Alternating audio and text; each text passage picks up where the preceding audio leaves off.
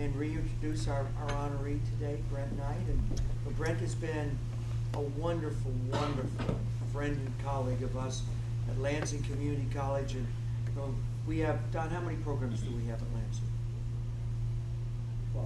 12. So we do 12 bachelor's programs with this community college. They have a wonderful university center. We have this great relationship where students in Lansing can finish their degrees right there with things that Ferris offers. And that partnership happens because he's such a good partner. So if you'd come join me here, Brent, I'm going to give you two things. First, this is a copy of the citation that we gave you. And then this is the portrait that we have done of you. Thank you. That's in the program today. And we'd love for you to have that also. And if you'd honor us with some remarks, we'd love to hear from you. Well, thank you, President Eisler. I am indeed truly honored. I know I'm supposed to say that, but I actually am truly honored. And it's great to come back to Ferris. I think the world of Ferris. I'm very proud to be a Ferris alumnus. We do have a great relationship with Ferris at Lansing Community College. How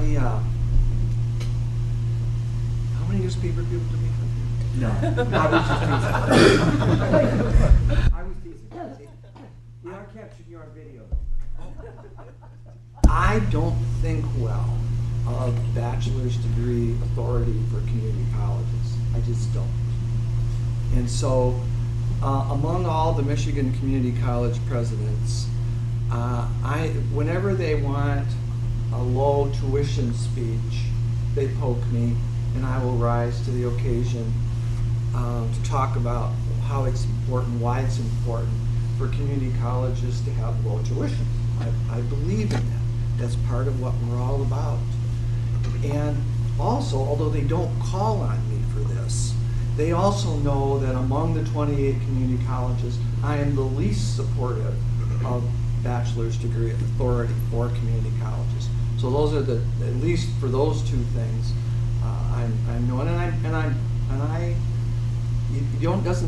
I try not to say much about that, but if poked, I will gladly talk about why it's a bad idea for community colleges to have bachelor's degree authority. It's just not good for the state of Michigan. Getting back to Ferris, I enjoyed my years as a student, and people will also tell you that, gee, a doctor's degree program, that is so arduous and so difficult, and boy, it was. But I do mine over again in a heartbeat. I had such a good time, and I learned so much that I treasure those years. And as I reflect back on them, I appreciate them more than ever. Today, I mentioned President Eisler in my remarks, and presidents do think about other presidents and the job of being a president. And much of the time, you have union people on one side, and then others on another side, and you're in the middle. And some days can go by where it's just not a lot of fun. And so I think well of President Eisler. I appreciate genuinely all the things he does and his commitment to Ferris. And I do watch. And there are some people that you can fake it, so to speak. But after a while, you kind of figure it out. And in my opinion, President Eisler is very genuine in his hard work and enthusiasm and his commitment to Ferris. So I'm proud to know him and proud that he is the president of Ferris. Now, when I was at Ferris, we were hoping, wishing, not wanting to see the president at 9:30 in the evening. If he saw us, that would not be good. So that's a different thing than today. For then, at that time, if you were seen late in the evening by the president, often you would be sent home promptly And I remember guys loading up their cars on Sunday going home. There was no due process, there was no conversation, you were just gone. Now my mother is here, and had I been sent home, I would not want to see my mother. It would be dreaded that I had been sent home and I'd have to walk in the door and talk with my mother and have to explain to her just why it was that I was home. So there was that. Then there was the other little problem that the Bay County, Michigan Draft Board would also know that I was home. So that was a different time, and I'm proud to say that I was never sent home, and it all worked out swell. I had a great experience at Ferris and a great education, and to this day, like I had several law classes at Ferris, and I use that all the time. I mean, I try not to practice law, as I often tell our attorneys. I try not to practice law. But I like to think that I learned enough so that I can ask good questions and be a consumer of legal advice, and that happened to me at Ferris, and I use it all the time. I sometimes say, on the other hand, gee, I'm not sure if I've used algebra recently, because I don't think I have. I have used statistics. I use statistics often, and you could suggest that, well, you couldn't have taken statistics without algebra first. Yeah, I get that. So anyway, in conclusion, I'm delighted and honored and privileged, and especially pleased that my 97-year-old mother could join us today. She has prepared remarks, just so you know, that she would offer if poked, and my lovely wife Bree. So again, President Eisler and members of the board and the great Ferris community, thank you very much.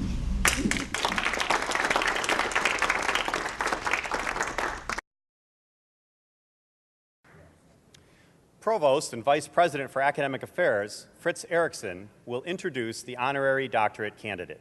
Good morning. We are honored today to recommend an individual who has a distinguished history of exemplary service to education and a passion for Ferris State University. We are proud to recognize Brent Knight.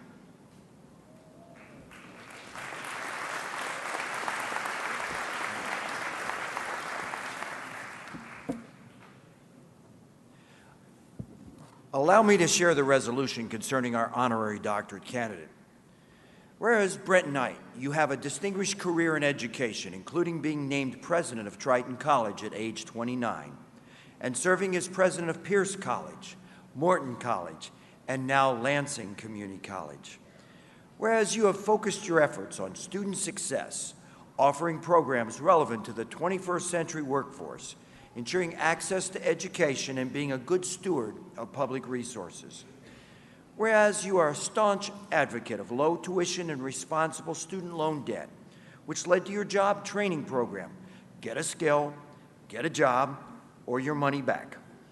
Whereas your successful work in the private sector includes having been Vice President of Development at Meyer Incorporated, and also as Chairman of the Frederick Meyer Gardens during its inaugural year. And whereas you are a proud Ferris alumnus, as well as holder of a Mott Fellowship, while earning your doctorate from Western Michigan University and completing postdoctoral studies at the University of Michigan. Now therefore be it resolved that the Board of Trustees of Ferris State University offers to you its sincere gratitude and takes great pride in conferring upon you the Honorary Doctorate of Public Service with all rights and privileges thereunto pertaining. Now therefore be it resolved that the Board of Trustees of Ferris State University offers to you its sincere gratitude and takes great pride in conferring upon you the Honorary Doctorate of Public Service with all rights and privileges thereunto pertaining.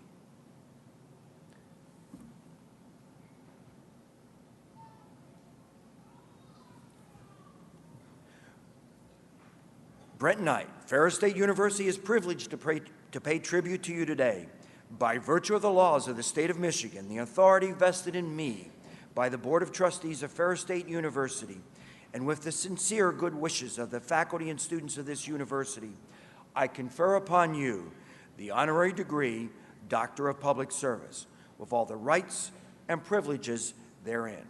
As a symbol of this recognition, we invest you with this doctoral hood and present you with this diploma, Dr. Knight.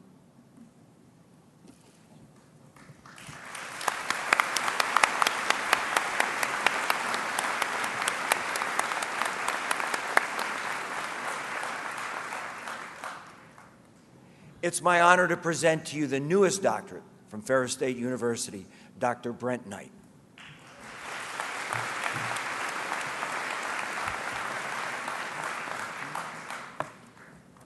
Good morning. Thank you, President Eisler, Board of Trustees, faculty and staff, guests, family members, and of course, the class of 2012. I am deeply honored to be awarded the Doctorate of Public Service and to join you at your commencement. Faculty, thank you for all of your hard work and the extra effort you make every day to help your students learn and achieve their goals. I'd like to talk especially with the class of 2012 about the importance of commitment, of getting up tomorrow and deciding that you will be very successful in life, whatever path you choose. Recently, I read a biography about David Petraeus, General of the Army. He's considered a transformative leader of the American military. Many of you know he was commander of the armed forces in Afghanistan. His success as a general and his overall success in life are the result of an extraordinary commitment. The title of the biography is All In. We read about famous people like the general, but there are many in this room here today, perhaps the person next to you, who have made the same commitment to be all in. I would like to mention several I know who are here today. First, my mother, Esther Knight, who at the age of 97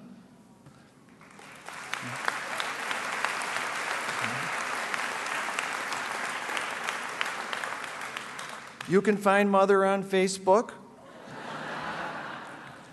She exchanges emails with me frequently, although she does not tweet, at least not yet.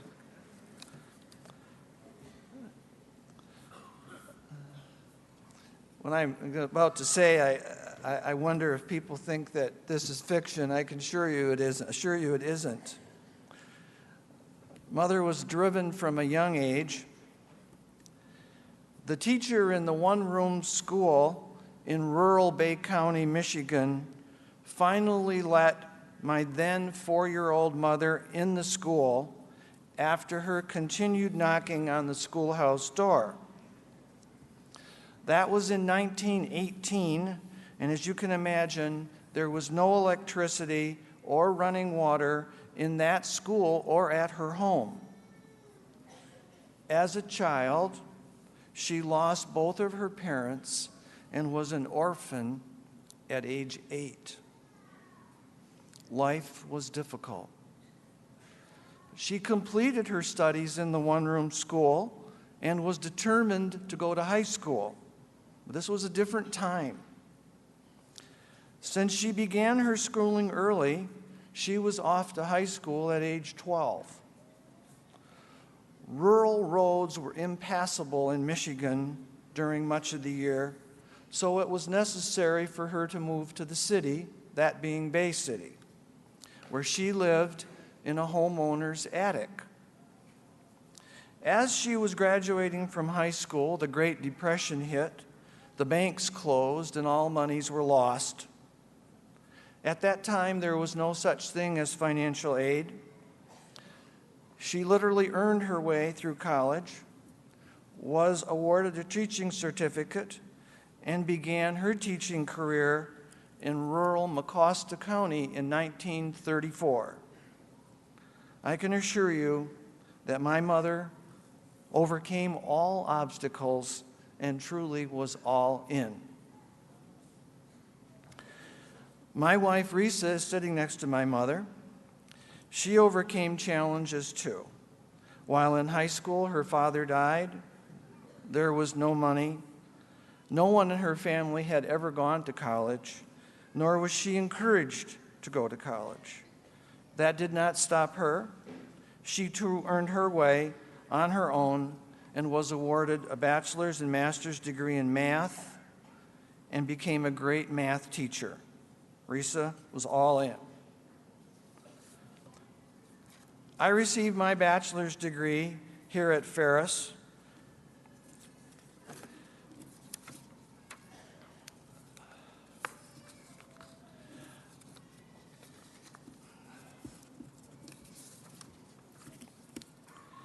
At the age of 21, and 3 years later, I had earned both my master's and doctor's degrees from Western Michigan University.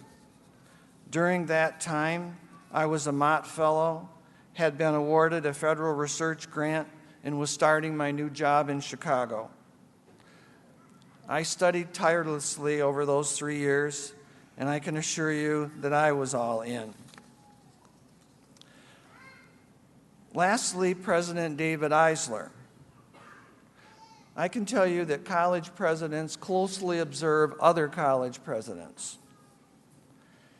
Your president deeply loves this university and cares about its students. 4 years ago, I attended an alumni event here. As Risa and I were leaving about 9:30 p.m., I noticed President Eisler surrounded by students. It was clear to me that he was exactly where he wanted to be, engaged in a lively conversation with Ferris students well into the evening. Earlier this year, Risa and I watched the great Ferris hockey team play Michigan State here in Big Rapids. Early in the game, the Ferris students erupted in a raucous cheer. The person sitting next to me sensed my surprise and said, "You should have heard what they cheered before President Eisler talked with them." Things are much better now. And I said to myself, wow, that's awesome. Asking students to change their cheering was not something that I wanted to do. At the hockey game, I also learned that President Eisler often sits with the pep band during games. He's probably the only university president in the nation to be a regular part of the student pep band and did so on national television. Last fall, I was in a meeting with other college presidents chaired by the governor. And I must tell you that no one exceeded President Eisler in his enthusiasm and determination on behalf of their university. He too is all in. I encourage all the graduates here today to make a commitment to be the best, to lead a fully engaged life. And some years from now, when you are completing your career, you can say that you met every challenge and that you were all in. Thank you, and thank you again for the wonderful honor that you have given me today.